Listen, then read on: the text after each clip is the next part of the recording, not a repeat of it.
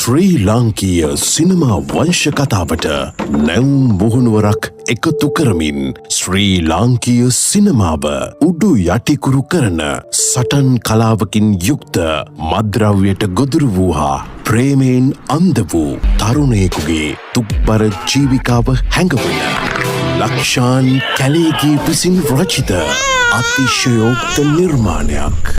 අසවි සමන රංගතරයකු ගුරු කොටගෙන තම දක්ෂතා ඔප්නංගවා ගනිමින් ගැඹුරු සිහිනයක කිමිද සිටින අපේ කාලේ සැබෑ වීරයෙකුගේ හදගැස්ම දැවීම චිත්‍රපටයේ පූර්ව ප්‍රචාරක පටය අද දින අන්තර්ජාලයට නිකුත් කළ බැවින් ඔබ සියලු දෙනා ඉමහත් ආශාවෙන් හා බලාපොරොත්තුවෙන් සිටි දැවීම සම්පූර්ණ චිත්‍රපටය 2026 ජනවාරි 31 වනදා සිට අන්තර්ජාලයට නිකුත් කරනු ලබයි.